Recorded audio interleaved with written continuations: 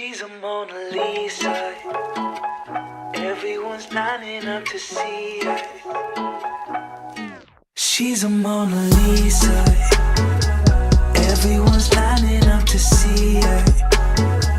There must be something about her features. What's up guys, it's Abby. Welcome back to another video, and don't judge the hair. I just did it, so it's still gonna stick up a little bit, but that's fine. You guys might know me for my love of the Battle of Never After. Basically, the Once Upon a Broken Heart trilogy. So last year, literally one of my third, I think it was top three favorite books of last year was Battle of Never After, and I'm obsessed with that book. However, I do not have it annotated because I read it as a library book.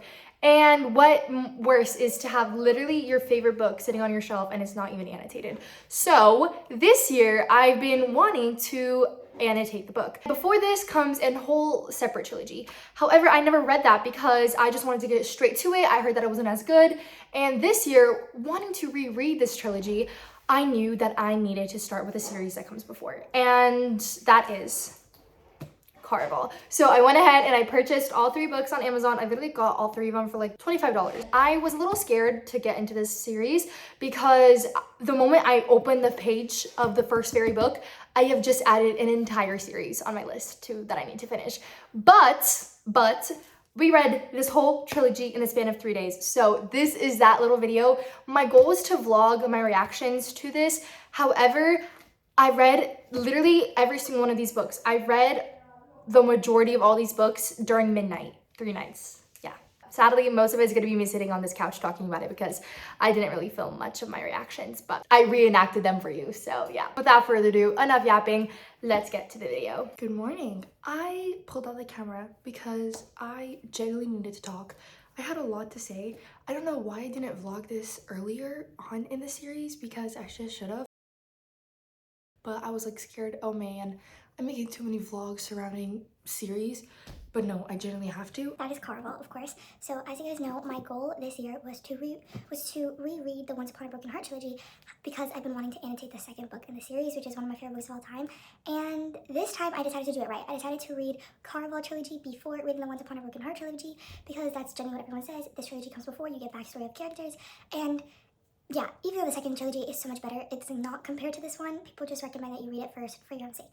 Now, of course, I already read the trilogy because I did not care, and I hear something great about a book or a series and they recommend to read another series before. No, ma'am, I'm here to read that series. You're not making me read 10 other books, okay? So I just completely disregarded CARAVAL because I heard the writing style wasn't as good. It was her first debut books and stuff like that. I decided to actually do it this time because, first of all, I was going to read it. Second of all, why not read these books first? Because I don't remember half the stuff that happened in Once Upon a Broken Heart. So first book, we have CARAVAL. I actually started this 3 days ago, I think. 2 days ago. I don't know. What am I saying? Did I finish it the day before yesterday? Wait, let's go back. So I started this book 2 days ago and I actually finished it yesterday right after school. I came home and then read the last pages of it, and I gave the book 3.5 stars. I feel bad for giving it 3.5 stars because I genuinely loved it. I love the character Julian in here. I don't know why nobody talked about Julian because I didn't know he was a character. I'm obsessed. I love him so much. And Scarlet was the main character. I loved Scarlet. I hated Donatella throughout the entire of this book. So I was just praying that the next book would not follow Donatella. And what happened? Yeah. Yeah, it followed Donatella, but this time they introduced us to Prince of Hearts, which is Jax. Also, before I continue talking about it, look at the difference of these books.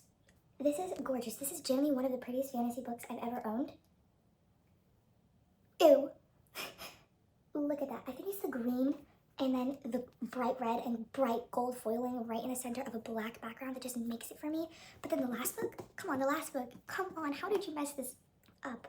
It's a purple background with orange and then yellow and silver in the center, which I think is so ugly. I started this book yesterday and I literally stayed up till past midnight to finish the book, to genuinely finish the book. I don't know how I did it because I sat in bed like that.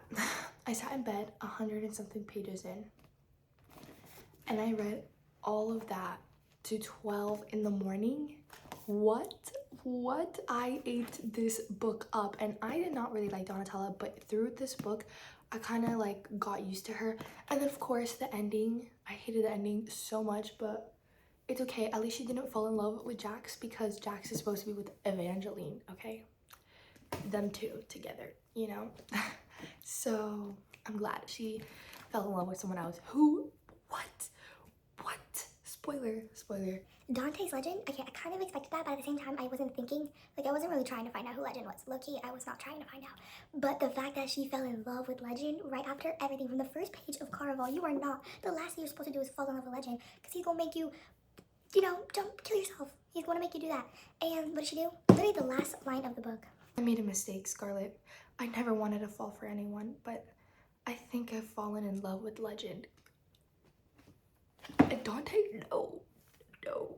I met Bazonkers. I annotated this book like crazy. Like, yeah, I mean, you can see definitely more tabs in Caraval than Legend.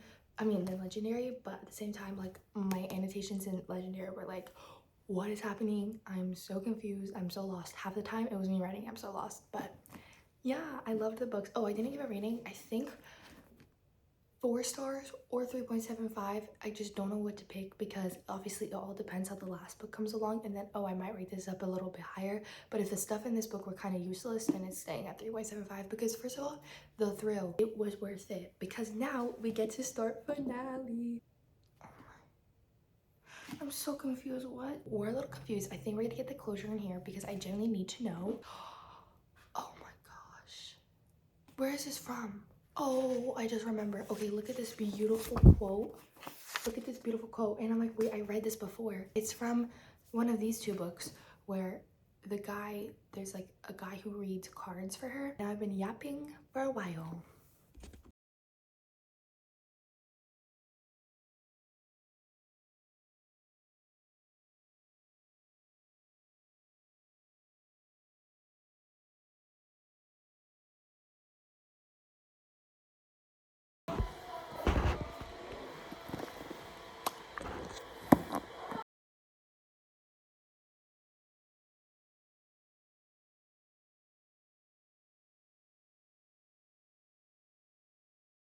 Good morrow, everyone. I'm gonna say that from now on because that's what Larry Reed say. And I did not update you at all in between reading this book. Maybe when I was like 100 pages in, but I did not update you guys at all reading this book. I have two reasons, and 2 reasons only. Number 1, if I updated you between every single thing, I mean, that would have been better because you would have seen real reactions, raw reactions, and then at the end, I could come with a conclusion, which would have been so nice. But number 2, it was 12 a.m. while I was reading this, and I obviously do not have my phone in my room at that time of day. So, did not film any reactions. However, I do have a lot to say about the book. I finished this past midnight last night because I kid you not, stayed up that late reading it. Like, I don't know how I did it because the past 3 nights of my life, I've cut down my sleeping schedule by 2 hours every single night to read Caraval and then Legendary and then Finale. I used 3 of my nights to read these 3 books, and they were worth it. They were worth it. Because what happened? What happened? So obviously I want to show you guys my reaction. So I tabbed a few pages that I had crazy major reactions to so I could give you them now and pretend like they're live. First of all, this is the prettiest page. I love it. I think it's gorgeous. I mean, it's not the prettiest one. I have much prettier ones because literally my pretty ones are all like Julian and Scarlett moments. And yeah, this was a mix. You got Julian and Scarlett, and then you also got Donatella, Dante, and Jax. So you got that plot, and then you got this plot, which again, like the Scarlet plot was a little bit more confusing for me because they were dealing with having to find their mother and stuff. I only read that because of like Julian, you know what I mean? And then Donatella, I was actually curious to see what would happen, like what would Jax end up doing, how would Dante, like what would things end up being like. Anyways, there's this funny part where he's talking about, like Julian's talking to Scarlett about how I've loved you ever since the first whatever. And she's like, oh, and then you kidnapped me. And he's like, that was your sister, but I have been trying to steal you ever since. And I was like, OMG, dead. And then the next like part of it, it starts describing like what she sees and whatever. I'm like, what? And then Tella just comes into play, looking as if she woken up from a very unsatisfying sleep. And I'm like, what? Boy, she ruins everything. This is why we can't have nice things. Larry Reed's reference, LOL, because Larry Reed says this is why we can't have nice things. And I just thought that was so funny because, yeah. So Tella was talking to Dante. She's like, I don't like bad guys. And he's like, oh, really? And she's like, yeah, no, I like nice guys like Casper. And he's like, lucky for me, he doesn't like girls in that way. What? You did not just make a character gay, but what? And I'm like, imagine getting told that in real life. That is so funny. That is just beyond, like, that is so unrealistic. Julian and Dante are brothers, so Legend is Julian's brother, which is literally still bewilders my mind how Julian is related to Legend. Julian is like talking to Legend and everything. He's like, how could you do this? Like, remember what CARAVAL was before all of this happened? Like, it was fun. Like, it made people want to believe in magic and whatever. And I was like, period, because he started saying crazy stuff, like, about, like, meeting a girl and falling in love, and you can't do this with Tella, and all these things. And I was like, period, Julian, king. And then I was dying laughing because I was like, OMG, King Julian, stop, I'm dead. Like, King Julian? Yeah. And then there's this one part and says, this one part, like, Julian says to Legend, he's like, she never would have died without your magic either. Julian's smile disappeared. Tella would have found her another way. She didn't and doesn't need you to save her. She needs to save you. And I was like, period. Like, not the period, but like the period, the whisper, like period. You just got told by the king, King Julian. And then I wrote a parenthesis, stop, I cannot take this seriously anymore. Like, it's funny, King Julian. You know, I like that, move it. I don't know, I was having a breeze. Let me tell you, I've never annotated a book with so many funny references in my life. That says, that was like, you cannot bond like with an immortal and stuff like that. And it was talking about like Donatello bonding with Jax. I was like, no, please, no. And I said, insert the Office meme where he says, no. Gosh, please, no, please, no. And I was like, dude, what would CARAVAL be without my hilarious comedic relief commentary? Nothing, absolutely nothing. My funniness just makes it better. So if you ever need to read CARAVAL, come borrow it from me because my commentary will make the whole experience much better, much better. So this next scene is where Donatella is talking with Jax, and I hated this. I hate every scene between the two because I'm like, Jax, what are you doing? And he's like, I don't know if you're my true love, Donatella, but all I know is that I want you to be. And I put with parentheses, not today. No, I will not. I will not let him. And then I put LOL, insert the Bridgerton, I will not sound. Get it? Like, he's like, leave Charlotte, leave. And she's like, I will not stand between the heavens and the earth. Like, it's just a whole funny thing. Like, I was just dying. So this is like the last, like, this is right before the true ending. This is like the ending. So there's like 4 endings to this book, which I don't even understand. Legend is talking to Tella, and he's like, this is my choice, and I choose you, Donatella. I don't need immortality. You are my forever. And I was shocked. First of all, I saw that quote in Pinterest where it said you are my forever, and I didn't know it was out of context. But literally the rest of the book was Dante struggling to choose between making her immortal or him just loving her. Because if he loves her, then he becomes mortal, and his immortality is the most special thing to him because his power and whatever, and he doesn't want to just become a human just because he loves some girl. So the whole thing, like, he doesn't, like, when he says, like, I do not care about my immortality anymore, you are my mortality, like, you are my forever. That's crazy. Like, that's a huge thing. So I thought that was really cool. I love that ending. I mean, I liked Dante in book 1 because he was a sweet guy, but then in the second book and third, I didn't like him. I don't know why. I think we're supposed to like him because he's a morally great character, but I genuinely did not. I don't know, because maybe I was just so stuck on King Julian, I could not get into Prince Dante. You know what I mean? But yeah, I gave the book 4 stars, I think, I don't know yet, because first of all, this brought me on a thrill, the whole adventure, everything. But at the same time, I don't know. It's either 4 or 4.25. I don't even know. Like, now all I have to do is go into Once Upon a Broken Heart. I was so scared when to start the series because the moment I start CARAVAL, I have to know that I need to finish the entire trilogy because then I would add a whole entire series on my list. But no, I finished it all and it's all beautifully annotated. This is what makes me happy, like looking at all the annotations. That is beautiful. That is literally gorgeous. This series has my heart. So Stephanie Garber, you have a hold on my heart. Oh, I also wanted to show you all of the crazy fan art. Did I show you it? Did I show you the fan art? It's okay, I'm gonna show you all the fan art because insane.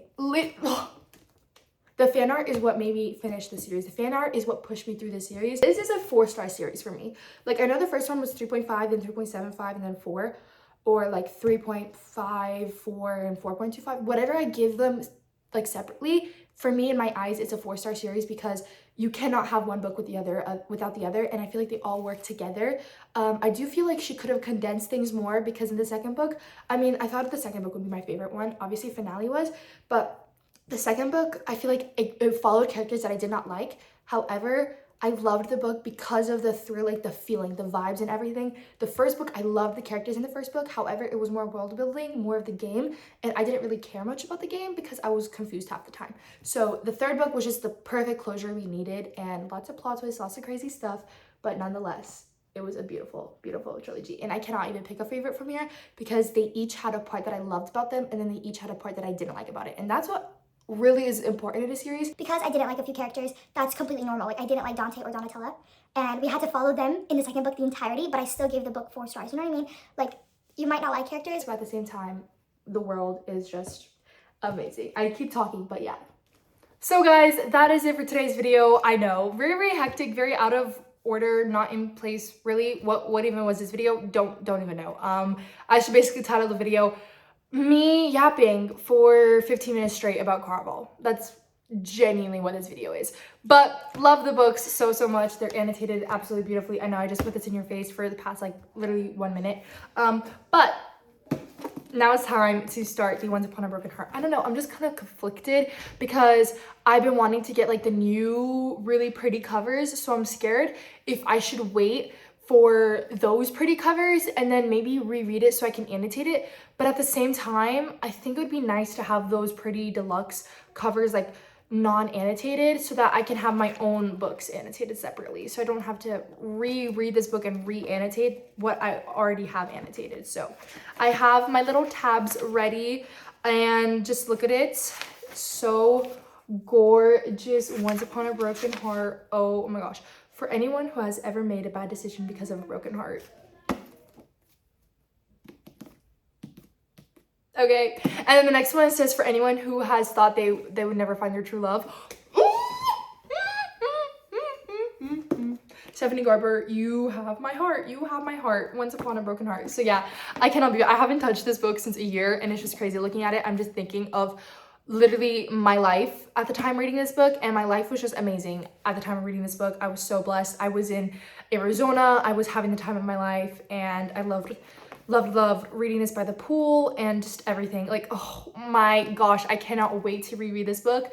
Genuinely cannot wait. I'm so excited. Now going into it, knowing everything that happened here, which again, literally, I felt like I just met a whole plot of characters that I'm genuinely obsessed with. So yeah, I'm so excited to start this. This is just so exciting going into Once Upon a Broken Heart. I'm so excited I can finally put these books next to these, even though the last two are hardbacks. Yeah, should I buy the hardback? No, should I buy the paperback of Ballad of Never After so I can annotate that one? Because I might want to annotate the paperback version. Wait, that's not a bad idea.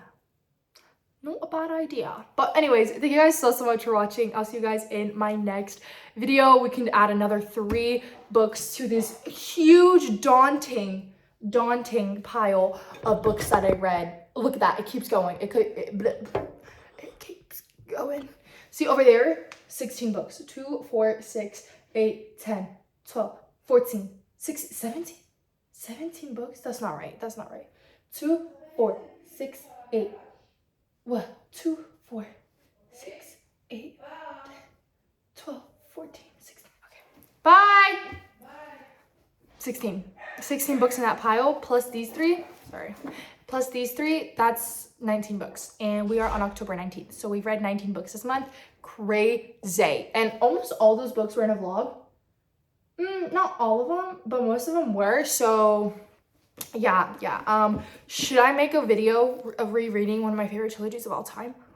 Should I make a video of doing that? Oh my god. I might. Oh my gosh, I need to stop talking. But thank you guys so much for watching. I'll see you guys in my next video. Bye. Why do I have some weird intro?